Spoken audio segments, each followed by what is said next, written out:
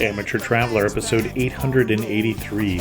Today, the Amateur Traveler talks about merchants, miners, and museums, churches, palaces, and princes, as we take a road trip to 9 UNESCO World Heritage Cities in Germany.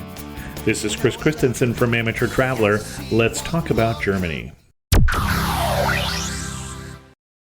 I'd like to welcome to the show Renee Hannes, who is coming to us from dreamplanexperience.com and has come to talk to us about a road trip in Germany. Renee, welcome to the show. Thank you, Chris. Happy to be here. So what kind of itinerary are we talking about, Renee, in terms of our road trip? Where are we going? We are taking a UNESCO World Heritage Site to 9 destinations. Okay. And we are starting and ending with Berlin. But we won't cover off all 9 destinations in great detail because I believe that some of those destinations you have past episodes for. Sure. So I'd like to highlight each of those from a perspective of that UNESCO World Heritage Site, but then go a little bit deeper on the ones that maybe your listeners have not heard about before. Excellent. And what is your connection with Germany before we get too far in? Yeah, so I'm half German and have been to Germany 5 times, 6 times. And I've just returned back from living in Berlin for 3 months. So had an opportunity to make a little bit of a longer trip and was there with my husband and dog and lived in Berlin and had a good chance to be able to see the city and lots of other places around it. Excellent. I'm also half German, but that isn't going to help us for this part. So. And jump into your itinerary. You're starting us in Berlin. What are we going to do in Berlin? Yeah, starting and ending in Berlin. Maybe I'll backtrack, Chris, in terms of when I was starting to think about all the places I wanted to see beyond Berlin. I had this long list of places that were on my to-do list. And I think like most travelers, I become very quickly overwhelmed with how many places that I wanted to see. So I thought, why not think about what are those places that are worthy of a visit? And that's where I came upon thinking about it from a UNESCO perspective. And UNESCO sites are always worthy places to visit, special places to visit in terms of the history and the moments in history that they help create and shape. The architecture that usually is pretty spectacular to be able to see from nature and the landscapes that we want to protect. And then also it gives us really good insights into the culture. So after I had that long list, I went back and thought, what is close proximity to Berlin? And that's how I was able to stumble on these 9 destinations. Excellent. And we have talked about UNESCO many times on the podcast, but I'm afraid for some people, they may still be wondering what we're talking about. So this is a UN function. That's what the UN and UNESCO stands for. And it's the World Heritage Convention. And basically people vote on currently the 1,199 sites that are considered to be our collective world heritage. So sites that are significant historically, architecturally, naturally, or something like that. But you chose a subset because Germany's got 52. So you had to choose ones that made a good road trip here together. Yeah. No, that's great background. But 52, and there were 9 that were pretty close proximity to Berlin. So thinking about a home base, and if you wanted to, or if travelers were interested in doing a similar road trip, knowing that there are 9 UNESCO sites that are pretty close to the capital city is a good reason in itself to go to that city alone. Excellent. So with starting in Berlin, I'll just focus on why Berlin has been named in terms of a UNESCO site, and that is with Museum Island. And Museum Island is really just that. It's an island in the middle of the Spree that features 5 world-class museums. And that's what has been designated. Just quickly, those 5 that travelers can go and see are the Altes Museum, which means the old museum, and that's all of the antiquities. The Neues Museum, which is the new museum, and that's about the archaeological collections and learning about Germany's role in archaeological discoveries. Mm-hmm. And then there's the Alta National Gallery, which is the old National Gallery, which features lots of 19th century art.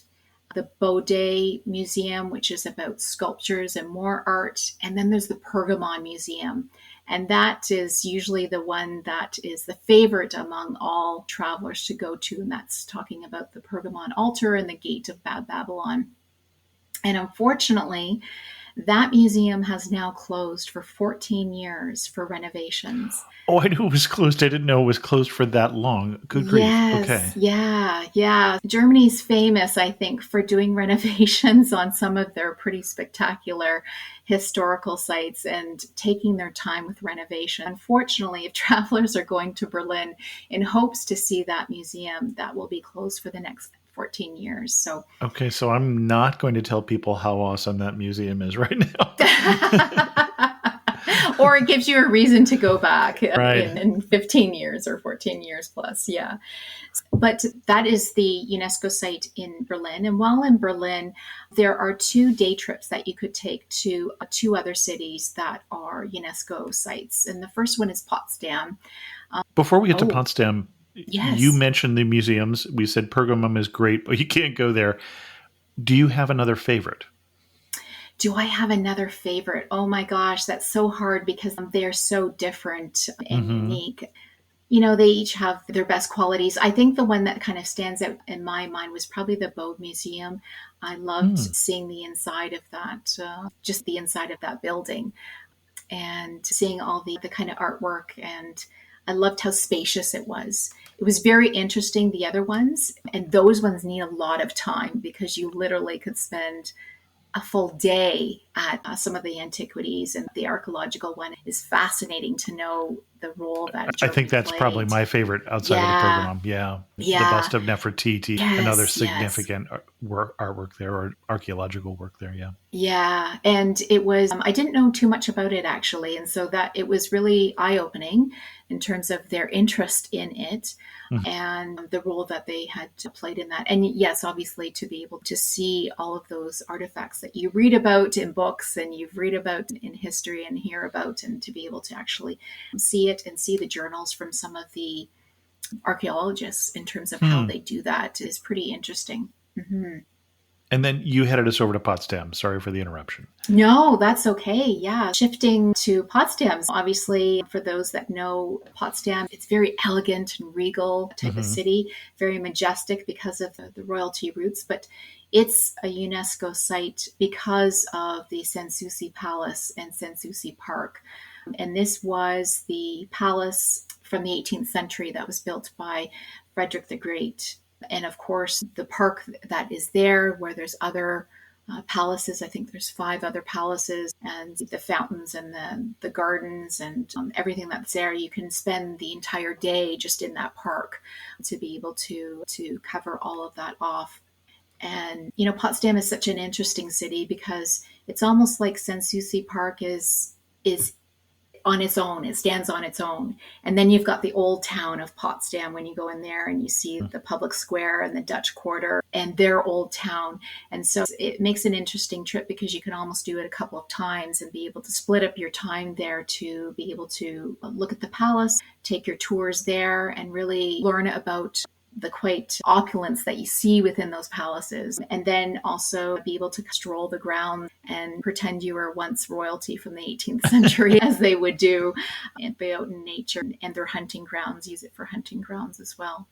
Well, and it's the name is in French, which is odd because it's a Prussian palace, but the name means without care or without worry. And so that's where apparently Frederick the Great would have less worries when he was there. Yeah. And has a real kind of French palace vibe to it. You talk about pretending you're German royalty. The last time I was there was shortly after, within a year after the fall of the Berlin Wall, and the tourist information was still written by the DDR. And so it talked about really how the bourgeois, and it really wasn't pro-palace, we'd have to say. Yeah. And when I was last in Potsdam, the Soviets were still there. There were Soviets, and they still had a presence in Potsdam with some of the soldiers there looking a little forlorn, I'd have to say. It was an odd time to be in what it was only recently not East Germany at the time. Yeah, no, that would be interesting to be able to go back and see how it has changed and how it has evolved. Mm-hmm. It's funny because I was in East Germany the year before the wall fell. Mm. So I was a student way back when and had an opportunity to, when we were in West Berlin, to be able to cross the border and go into East Berlin Mm-hmm. and have that experience. But yeah, Berlin was a fascinating city to turn and read and see how much information they have about the Cold War and the role that they had in DDR. But it has probably changed a lot because When I was there, it was fairly run down too. It needed major renovation because it had not yeah. been taken care of. They just didn't have the money in the DDR, or if they had it, they didn't certainly want to spend it on this imperial symbol.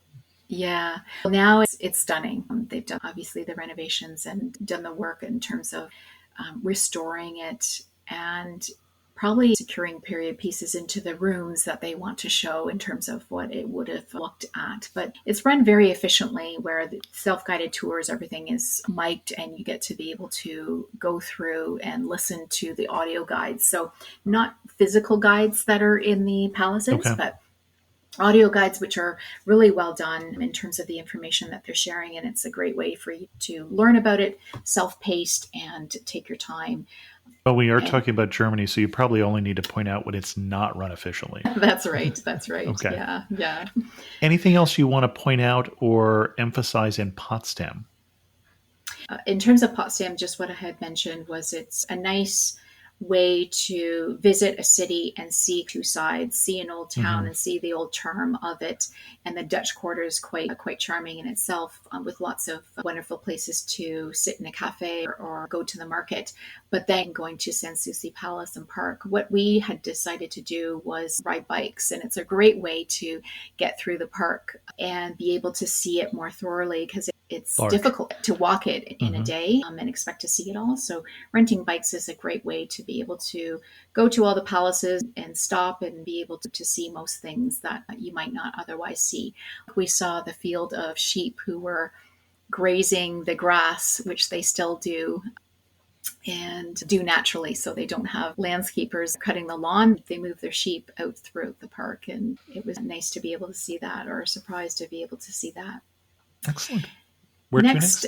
Next we are going to Wittenberg, and Wittenberg is close to Berlin again, just a short train ride away. And it's probably best known as the place where Martin Luther nailed his 95 Theses to the door, marking the beginning of the Protestant Reformation. And so for those that are interested in that period of history, who have an interest in religious history or Mm-hmm. just general history, it is an interesting place to go and see his museum, learn about through, again, the self-guided tours, about how that Reformation came about, seeing actually all of the followers that he had or scholars that he had who were proponents of what he was doing in terms of their role that they had as well, and the university that's there, the castle that's there. But Wittenberg is really on the map in terms of UNESCO for that pivotal moment in history of Right. Martin Luther. But it is a lovely small town as well, even if travelers are not interested in that side of history or learning more about it. It's still a lovely small town to go through and to be able to see. It's got a nice little babbling brook that runs through the middle of the town, which adds to its charm. And of course, like every small town in Germany, there's always some type of tower where you can climb Mm-hmm. up the stairs and be able to see that city view. So Wittenberg has one of those, which offers a lovely view to the countryside. And I've talked about it on the show before, but if you Mm-hmm. can get to Wittenberg in June and you happen to be near there in June, then there is the festival celebrating Luther's wedding, and it is a medieval festival. And so you're going to see a lot of people in costume and you're going to see medieval experiences and things like that. So quite fun to be there at that time. Oh, that would be lovely to see. And I'm sure lots of people make their way or their plans around that Yep. event. For sure. All right. So we are going to leave Berlin and we're going to hit the road now. So Okay. now we're jumping in the car and we're going to Quedlinburg. And Quedlinburg is, again, another UNESCO World Heritage Site, and it's because of its old town. And so Quedlinburg is just an enchanting medieval town, straight out of a fairy tale. And it dates back over 1,000 years. It's about 2.5 hours west of Berlin, and it sits in the Harz Mountains. And it's just a small town, maybe about 25,000 people.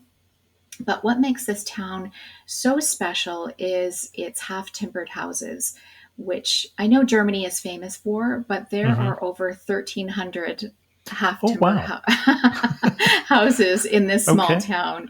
And it really is special because almost every building is a half timbered building or house that is there. And what's not to love about seeing that? There's lots of narrow cobblestone streets, as one might expect to find. Every one of those buildings is a different color. So the full kaleidoscope of yellows and blues and greens and pinks and peaches and you name it. They're all different colors. And it just adds to that kind of charm when you see the timber beams and the dormer windows and the flowers everywhere. Flowers are hung from the overtop from building to building. So you're walking under these narrow laneways and there's flower balls is the only thing I can think about where all the flowers are grouped together in a big ball and hung from one building to another. So it's just one of the most charming, pretty picturesque towns in Germany for sure. This was not at all on my radar. And now it is. That's why I like this show. Of course, there's the old town, but it's also declared a UNESCO site, and that's because of the St. Servetti Church and the Quedlinburg Castle. And its complex is seen as one place, and it's sitting up on the hill, and you have to climb the 200 plus steps to reach it. But once you're at the top, there's a viewing platform, and it's just absolutely stunning because you're up over top of the rooftops. And so you get to see Quedlinburg from that perspective. And then you also get to see the steeples. And there's 13 churches in Quedlinburg. And so if you can just picture the clay rooftops that you see, and then the 13 steeples of the churches that are dotted around. It's quite a very picturesque view from that viewing platform. And of course, then there's a lovely garden that you come across that then serves as the background or the backdrop to then the Abbey, the St. Servetti Church, and then the Quedlinburg Castle. And before you reach it, there was something that curiously, I walked around the church, probably where I shouldn't be, but on the side garden there. And you're going to get us in trouble too. Okay. Yes, I know. There's a side garden there, and it's just a very small medicinal garden. And you see the kind of markings that they would have had and used for all the different remedies that they would have used in the Middle Ages. So it's just as it would have appeared with little markings to show in Latin the names of the herbs and plants that are grown there and a description of what they would have been used for. So it's just a nice little quiet spot tucked away from most of the tourists. I think they missed that part. But St. Servetti and Quedlinburg Castle are under major renovations. And they have been now for several years. And the exterior of the Abbey, St. Servetti, is under scaffolding. You can go inside of the Abbey. It's been all restored, but it's unfortunate because the outside is all in scaffolding, so you miss out on that photo opportunity. But the castle is also under renovations, and so that is closed right now. I wasn't able to find out when the castle would be reopened, but it's still worth going up to the top, not only for the perspective of the views and seeing the gardens, but going inside the Abbey. And what that Abbey is most famous for is that it was founded by King Henry I and his widow, which was Queen Matilda. And the inside of the Abbey is just spectacular. It leaves you with no words because it is just that impressive and large. And it really features that Gothic style and the Romanesque style of architecture. But the dome inside, or the Abbey inside, serves as a museum now. And so Okay. within that museum, they have a huge collection of medieval treasures, is the only way to for me to really kind of describe it. It's got lots of different things that you might see, but you learn about the history of how this was once a woman's monastery. And so probably linking back to that medicinal garden that was alongside of the church there. But different sculptures and paintings that are there. But the highlight of the collection is a knotted carpet. And this is a knotted carpet that is considered the oldest surviving one in Europe. Not sure if that's true or not, but they do say it's from 1200 and that it is one of the oldest surviving ones that is there. But it is certainly part of the history of Quedlinburg that definitely makes it an important site as part of its UNESCO findings. I'm seeing things in non-authoritative sites that seem to say that it will reopen at the end of 2024. But it's not official sites, so take that with a grain of salt. Yeah, that would be very encouraging. It didn't look like it would be, but I don't know. Who knows? The Abbey is well underway in terms of being fully probably ready, but I'm not sure about the castle. So that's good to know.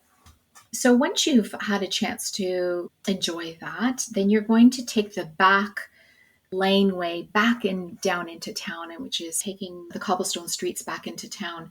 And what you want to then go and see is spend some time in the old town and the Marketplatz, which is their main public square, is probably a good starting point. And it's a pretty large square for such a small town, and it was just full of activity. So I remember visiting on a Wednesday and it was market day. And of course, market days are always a hive of activity, but it was nice in terms of seeing lots of people sitting out in the restaurants. Of course, there's lots of cafes that just pick one along any of the square. It's a good spot because you get to be able to admire the views there. But the city hall is one of the prettiest I've seen, I would have to say. It's a Renaissance building and it's completely covered in ivy and pink flowers spilling out of its windows. But the whole building is just full with ivy and very pretty. One other thing that could get lost on the square that I would just highlight for listeners would be there's a bronze statue and it has an interesting story to it. So it's a quartet of Münzenberg musicians. So there's 4 people playing different musical instruments. And what this is referring to is Münzenberg was its own town. It's now part of Quedlinburg, but it sits opposite the Quedlinburg Castle. You don't view it as part of Quedlinburg when you're there in the old town. And Münzenberg was known in its Middle Ages as having lots of artists and musicians, and they would perform and earn a living for those that were at the Quedlinburg Castle and for the rest of the residents in the town. So it's a nice connection to be able to see the bronze statue playing heritage to those musicians or the role that they played in terms of Quedlinburg. And then you can also go to Münzenberg, and that what up there now is the remains of that medieval fortress at the top, a fortified wall. Again, you can see from platform view, the view of Quedlinburg. And it gives you a different perspective because now you're looking to the old town of Quedlinburg. Okay.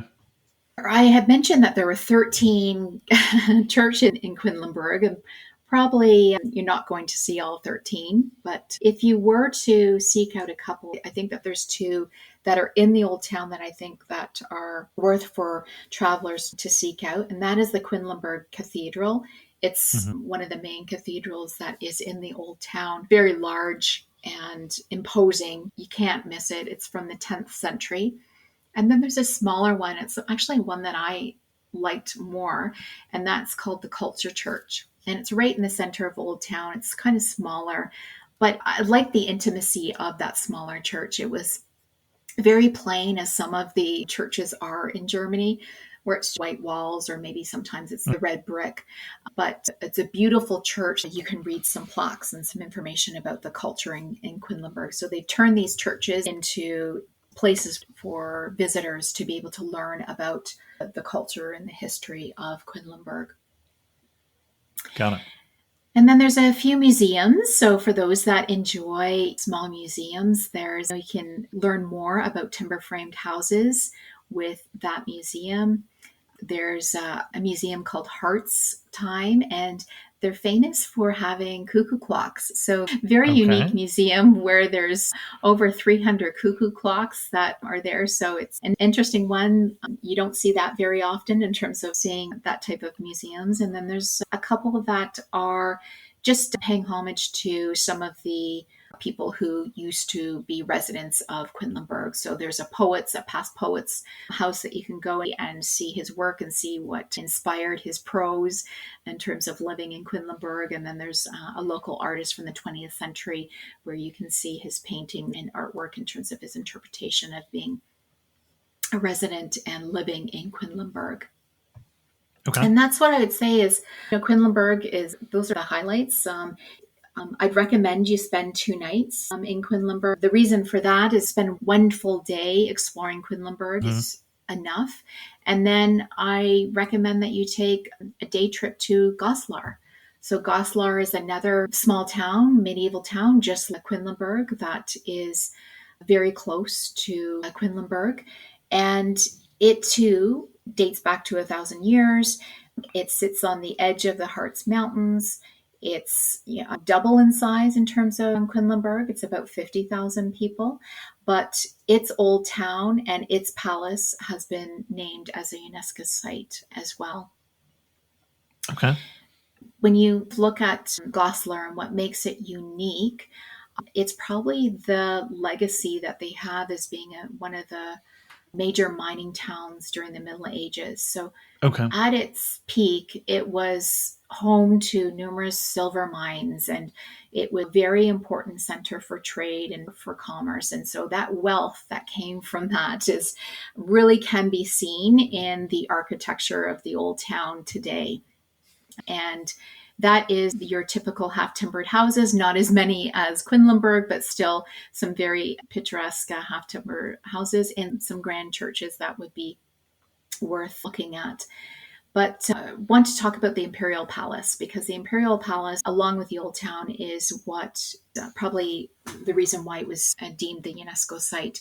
So the Imperial Palace is called the Kaiserplatz, and it sits on top of a hill. It overlooks Goslar. And it was the residence that was built by King Henry I, who then was renovated by King Henry II. And it was the residence for any of the German emperors who came to visit the region. So this is a very large, impressive castle. And just like any castles in Europe, you walk through it and it gives you a sense of what life would have been like all those centuries ago. But one of the highlights, I think, in terms of visiting this castle would be the paintings that you see on the walls. And those are quite impressive from the perspective of that they depict what the castle would or the palace would have been like in the 10th, 11th, and onward. And it would also show you what life would be like in terms of the countryside of Goslar and its surroundings. So it's definitely a palace worth seeing, and it's just on the edge of Goslar. Another site that travelers might be interested in, and that is again a little bit on the outside of the town limits, but is one of the mines. So one of the mines that is available for tour is called Rammelsburg. And Rammelsburg is a mine that has been operational for 1,000 years. And it only closed in 1988. The history that this mine played is quite extraordinary. You can go on a guided tour and learn about the history. You can see how that kind of technology has changed over the centuries. And the guides really talk about what life would be like through the centuries as being a miner in those kind of harsh conditions, and how dangerous that profession would have been in terms of the safety measures and the cost to their lives. But you can imagine before safety measures were in place. So those are two standout unique things about Goslar. And again, the old town is very similar to Quedlinburg in terms of, charming streets and what you might want to expect to find there. And I'm seeing pictures of a train. a miner's train. So Yeah. I'm getting on a miner's train as part of the tour? Yeah, so there is a separate train actually. That's great that you call that out, Chris. So you can take a train as part of the tour for the mines, but Mm-hmm. then there's also a train that goes through the Harz Mountains. Okay. And that, I believe, is a couple of hours in terms of that scenic train ride that is just outside of Goslar. And that's the Harz Railway? Mm-hmm, mm-hmm. Okay. Excellent. Anything else on Goslar before we move on here? Just before we move on and leave to our next destination, a couple of recommendations on where to stay in Quedlinburg. There is one hotel called the Romantic Hotel, and this is just a lovely hotel. It has one of Quedlinburg's Michelin star restaurant. So this is for that luxury traveler who loves fine dining to know that you have that access to that restaurant. But it also is very scenic because it's just on the edge of Quedlinburg. If Okay. you wanted to be in town, the other recommendation would be the Wyndham Garden Quedlinburg. And that is in the old town in a former castle. And so it's one of the kind of charming hotels that would be in Quedlinburg that actually offers a great wine collection. You can go there for lunch and they talk about their vaulted wine cellars. If there are any foodies, you'll be well taken care of in Quedlinburg with a Michelin star restaurant and then going to the wine cellar in that one hotel there. Okay. So next up, we're going to get back in the car and we're going to go to Hamburg. So Hamburg is just one of the coolest German cities I think I've been to. But kind of the opposite of the quaint little half-timbered houses here. Now, You're right. You're right. And that's what makes a great road trip where you break up big city, different architectural styles that you would find in Hamburg, and then you have a little bit of quaintness in terms of Goslar and Quedlinburg. But Hamburg, I know you've done a past episode on that, so I won't been a while, talk. Okay, I won't talk about it too much, but from Hamburg, the reason why it's a UNESCO site is because of its warehouse district, and that's from the role that it played in the trade in the 18th, 19th century. It's a pretty spectacular site to be able to see, and I think everyone's probably seen that quintessential photo of Hamburg where you see the red brick buildings powering one another, creating this canal where the ships would come in and unload whatever they are their wares, their goods. Their wares, their goods. Yes. Yes, thank you. But Hamburg is a city that's a whole bunch of everything. It looks a little bit like Venice in terms of the canals and seeing some of the buildings right up against the water. It reminded me also of Amsterdam, where you see those canals and you see the red brick buildings right up against the water. It's got a little bit of old charm in terms of the old town. It's been completely renovated, and there's lots of very posh luxury places that are there in terms of restaurants and shopping and dining and hotels. The Fairmont being one of them, which is right on the lake there in the city center. And then it's got the UNESCO site, that heritage site in terms of that district, and to be able to go through and learn about that history and to just walk along all of those areas, which are all on a hanging boardwalk, so to speak, where you can walk from building to building. From Hamburg, you want to spend a couple of days touring that city because it is quite large and there's lots to see there. But you also then want to take a day trip to Lübeck. And Lübeck is very close to Hamburg. It's within an hour you can be there. Lübeck is known for being a UNESCO site because it was the founding city for the Hanseatic League during the medieval times. And for listeners who haven't heard of the Hanse term, it's really just referring to that trade alliance that existed in Northern Europe during the 13th to the 17th centuries. And it's really the start of where trade and economics all started and was formed. It's the medieval version of Hamburg, since Hamburg is the center of commerce for Germany now. For their trade, Yeah, and it's an interesting story because Lübeck was the founding city, and it Mm-hmm. lost its power after the 17th century. And that's because that sea trade shifted from the Baltic Sea and it then went from the Atlantic. And so as soon as that switch happened to the Atlantic, then that kind of power shifted to Hamburg taking over that top spot. So Interesting. it's interesting to see then the two cities and make your home base in Hamburg and be able to see both cities and the role that it played. But Lubeck is most probably famous for having that famous gate as that iconic symbol of Mm-hmm. Lubeck. And so when you come into Lubeck, it's the entrance into the old town, which is that Holsteiner Gate. And that Holsteiner Gate, if listeners haven't seen it before, it was the gate into the city where it was used to collect the tolls of people entering, or traders entering into the city, not people, but traders entering into the city. And it's a red brick with two pointed cylinder towers. And they now, ever so charmingly, kind of lean in towards I each was other. going They to say, yeah, sag to each other. not quite straight anymore. Not straight anymore. But if you were to picture storybook, what would that look like? What a gate would look like? You Mm-hmm. often see that image. So to be able to see that, it always makes a great photo opportunity for tourists to go to that. And attached to the Holsteiner Gate is where you can go to the museum. And for travelers who want to know more about that role that they played and just about the Hanseatic League's role of the trading at the Baltic Sea and then later into the Atlantic. It has a wonderful museum that's next to that to be able to dive deep into that history. But I think you've had a podcast and a previous episode on Lubeck. So, I made a mention of Lubeck on an episode we did on a cruise of the Baltic, I think is okay, all. So it was okay. part of a larger podcast. I see. Okay. Yeah, in terms of Lubeck and what that city has to offer is, the old town again. But I'd encourage listeners to get off the main streets in Lubeck.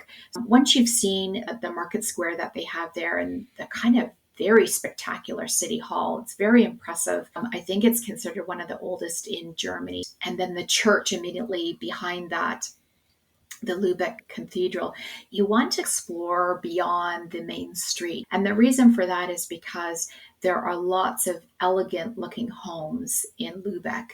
And that's because it was so lucrative. There were many wealthy residents that lived during the medieval time. And so lots of merchants' residents were there in terms of the nobility and the upper class. And so it's nice to be able to get off that main street and just go into each of the cities. And what you're looking for are those elegant homes. And they're called partition, I think is the name of the style. And they're very elaborate in terms of their details. So you can tell when somebody of nobility lived in that house versus just a plain gabled house that you might see in Lubeck. There's also a couple of churches in Lubeck. So St. Mary's is a brick Gothic style, and brick Gothic is really just that red brown brick that you saw in terms of the architecture. No details. It's very plain looking. Mm-hmm. So moved away from that Gothic Renaissance where there's lots of details on their style of architecture. But St. Mary's is from 13th century, and I believe it's the third largest church in Germany. It just soars over Lubeck. And of course, height meant a lot in the Middle Ages. It meant how wealthy you are and how powerful you were. And so that church was meant to show that it was a very wealthy in terms of its congregation and the power that Lubeck held in terms of the town. Another church that is worth seeing is that Lubeck Cathedral. So I have mentioned that one. That's a 12th century church and I believe one of the oldest in Germany. And of course, one of the neat things about Lubeck is right across from the city hall, it's also known for its famous marzipan brand. So for those that love marzipan or familiar with that sweet treat, most often dipped in chocolate, there's the Niederreger. That's the brand of marzipan. And so you can go into there and It's a great shop where you see everything in their marzipan. They have models of the city. So you see a mini cathedral all done in marzipan, the Hallstatter Gate all done in marzipan. They have a small museum there. You can learn about their history in terms of making marzipan. And then, of course, have a cafe, sit down, and everything on the menu, of course, is marzipan. So it's a great way to try it in different ways than just eating it covered in chocolate. Excellent. You were saying the third largest church tower. I haven't been able to verify that, but it's the second largest brickwork tower in the world. And I'm looking, and roughly when Lübeck was at its peak, it was probably about the 13th tallest building in the world. And that's behind the Great Pyramids in Egypt and all of those other cathedrals and such. We don't quite realize how significantly tall it was for its time. For its time, yes. Yeah. All right. So we're going to leave Hamburg and Lübeck, and we are off to our last leg, and that is to Wismar and to Stralsund. And they're uniquely tied as a UNESCO site together, whereas all the other ones have been on their own, and they are one UNESCO site together, although that they are not side by side in terms of close proximity. They're about an hour and a half distance from one another. But okay, you're now going to the Baltic Sea. So Wismar is right on the Baltic Sea, and it is a small town, small city. But both Wismar and Stralsund were founded in the 13th century, although there was a settlement there before. Because of the role that it was playing in the trade, it was now founded as a city. Both the old towns are part of that UNESCO site, and they are being protected because of the role that they played in the Hanseatic League. And what makes them different from Hamburg and Lübeck was these towns are both right on the Baltic Sea. So this was a more important role that they had to play because they had to build a fortified wall and gates for people to come into, and sea gates for people to actually access and come into that part of the Baltic Sea. And that wall is still there and can be seen still there. But Wismar, it's got a lot of charm in terms of walking around the promenade where you see the very tall sailing ships lined up on the water. And of course, being on the Baltic Sea, it's a constant, nonstop, strong sea breeze that's blowing in from there. And the amount of seagulls that are soaring above and crying out. It's just, I absolutely loved the kind of atmosphere there. It was very lively and full of life. There was also some boats that were pulled up against the promenade selling what they call backfish sandwiches or fishbrötchen sandwiches.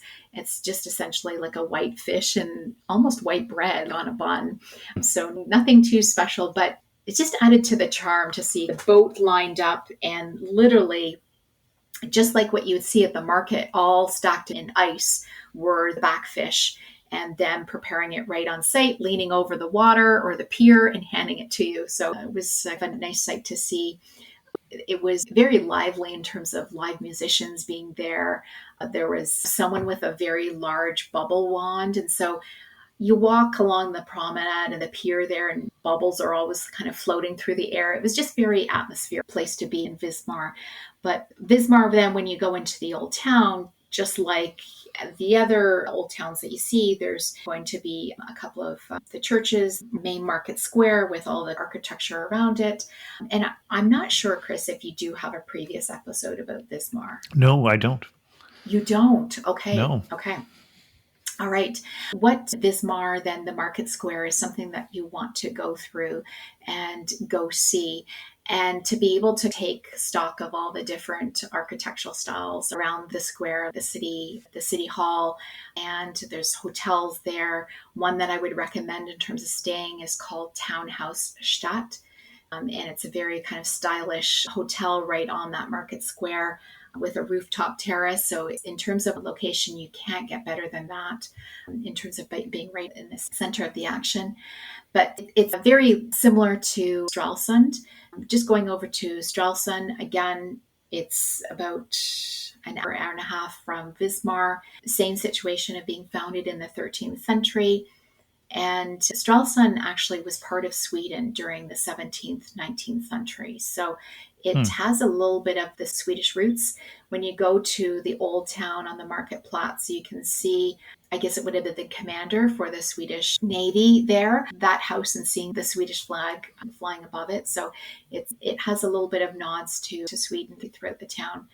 But much of Stralsund is that brick Gothic architecture. And that, again, is that reddish brown, very plain architecture that you would see very much Lübeck is. And there's a harbor just like at Wismar, and the former shipping warehouses or containers that were there, they're now since have been converted into restaurants and cafes. So people who love seafood, it's a great spot to go and enjoy some local fresh caught seafood. And right beside the harbor, which is probably a great activity for families, is an ocean aquarium. So that's a great activity for those that love the sea, fish, and want to see that ocean aquarium. But let's head to the Old Town. The Old Town is probably where you want to start after you've looked at the harbor. And that is in that main public square. And what makes Stralsund a little bit different than Wismar is it's a very large square, and its city hall is very large as well in that brick Gothic style. And it has a long arcade, which they would have used in medieval times, just like in Lübeck, where it would have been the marketplace. So it's very much how you would have seen it in medieval times. The city hall, also you can tour it and go down to one of the Gothic cellars, the cellar vaults there for a tour. But what's interesting about this marketplace is that each of the buildings are from different periods, and they feature different architectural styles. And that's a little bit different, a little bit unique, because when you go to some markets, the kind of public marketplaces, they're all similar architectural styles. And here it's a little bit different. So it makes you kind of pause and look at each of the different styles, seeing the different periods. And again, there's that one that you want to seek out, which is where that Swedish commanders would have their headquarters, and you can notice the Swedish flag flying above. So once you've had a chance to look at the public square, then you want to explore beyond that. And right behind the market square, there's St. Nicholas Church, and that's a 13th century church where you can see the steeple peeking out beyond the city hall. And it's another city, just like Lübeck, where you want to get off the main streets and just start exploring and looking for those elegant homes. Again, it was very much for the upper class, the aristocracy who were part of the trading and made their money through trading. So you can see their homes there. Once you're done exploring the old town, a nice part of Stralsund is taking a walk through what they call a Frankenreich. And it's a chain of lakes with a pretty park. And so it's just a nice kind of tranquil place to kind of just go for a stroll and go and just kind of go through as you make your way to St. Mary's Church. And St. Mary's Church is probably a church that travelers would like to seek out. And that is a 14th century church, again in that brick Gothic style of architecture. And it's got a tower on top that you can go climb up for those views of the city. Once you've taken a look at St. Mary's Church and the tower there, you want to continue along that street, which is Frankenstrasse. And so you can take a look at more of the architecture there. And along there, I just want to call out one of the little hidden gems that I had found, and that is a little charming laneway that you'll find. And it's called Baderstupperstrasse. And Baderstupperstrasse, if you were to translate that to English, Bad is bath and Stuber is just like a small room or a small place. And so these would be little small bathhouses that would have been in the 18th century, and they're just small houses all in a row, very colorful, and just make you stop and look. The doorways or the door frames, very short in stature. It would be one of those ones that you feel like you need to duck your head and go inside. But it is a little bit of a charming laneway to see as you're going through the old town and making your way back to that public square there. Excellent. I feel like we're winding down here.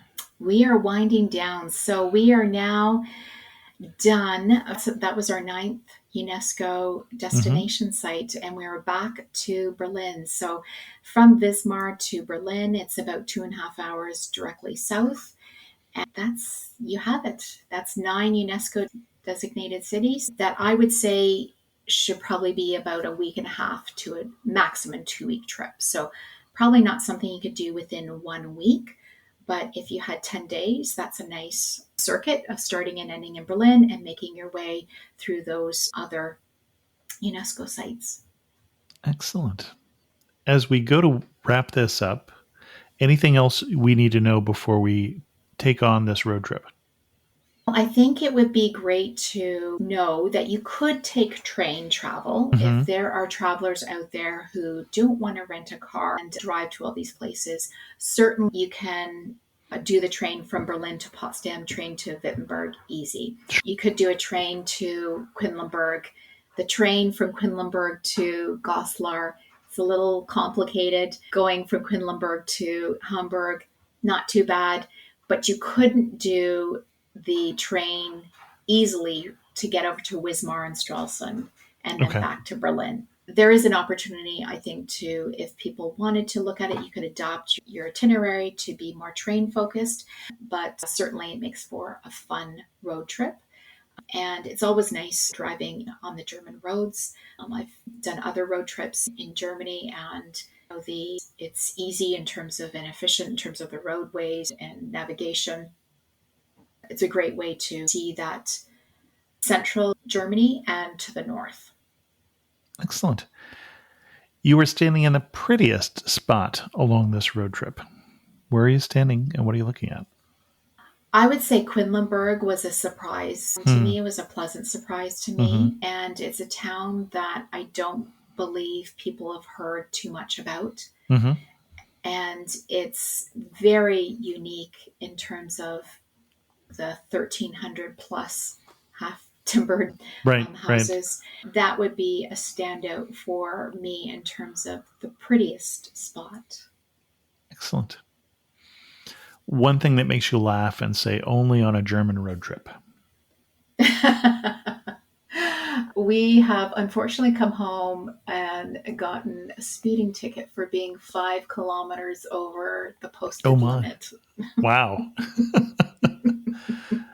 So only in Germany would you get a speed ticket when you're only 5 kilometers over the posted limit. But obviously that's a tip you have to abide by because there's photo radar everywhere. And this is Germany, and there are rules, and we will follow them. Yes. But so that's the funny moment that sticks out in my mind. Excellent. And if you had to summarize this trip in just 3 words, what 3 words would you use? Oh gosh, that's a tough one. Diverse, history, and beauty. And I say diverse because you had mentioned we're going from quintessential little village to Hamburg, which is a kind of industrial powerhouse. Industrial powerhouse. And then you're going to the Baltic Sea, which is very relaxed and laid back and see that kind of maritime harbor type of atmosphere. So diverse from that perspective of that you're seeing different things, which makes a road trip very interesting. You're not seeing the same thing over and over again. Excellent. And history, I think, obviously. History, that one I got. Yeah, that one's the easy one. And I think from it being beautiful, because there's so much different beauty in different sites. And obviously, you can say there's lots of beauty in a small town and being charming, but there's also lots of beauty in going to the museums in Berlin and being surrounded by so much of that, and as well as Potsdam, and seeing those royal palaces, which are just it's hard to describe the opulence that royalty would be living in. Mm-hmm.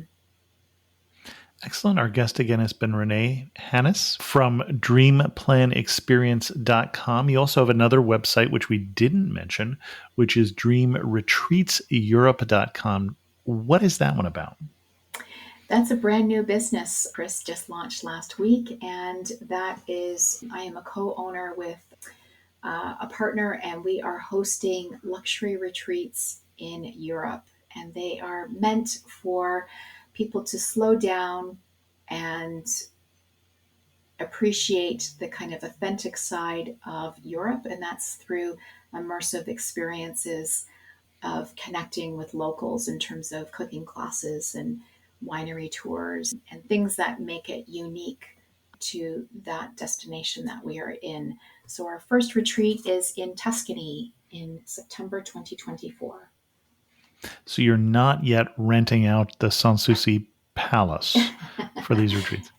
No, but we are renting out an 18th century Tuscan villa that is pretty spectacular. Yes, so we are looking forward to hosting those like-minded travelers who love the finer things in life and want to experience and slow down and appreciate those experiences that are near and dear to the Tuscans. Excellent. And Renee, if we wanted to send people to your best post at dreamplanexperience.com on a road trip like this, where are we going to send them to? A road trip like this. Or this road trip. I wasn't sure if you had the post. So I will refer your listeners to take a road trip in Germany to these 9 UNESCO City gems, which will be on my website under the category of Germany. Excellent. And you'll send me that link and we'll put it in the show notes, right? That sounds great. Excellent. Renee, thanks so much for coming on Amateur Traveler and sharing with us your love for Germany and for a good road trip in Germany. Thanks for having me, Chris. It's been a pleasure to talk to you and share this with travelers, and I really hope that it's inspired them to do this road trip. A special thanks to the patrons of the show who help support Amateur Traveler financially. If you're interested in becoming a patron of the show or learning what that entails, go to patreon.com/amateurtraveler. For those of you who have been listening to the show for a long time, for about 18 and a half years, I've been doing a version of the show one way or another that had photos and chapters and links. And last episode, or the last episode that wasn't a repeat, was the last episode of that format. And I thought I would just stop here and explain what happened and why it's gone away.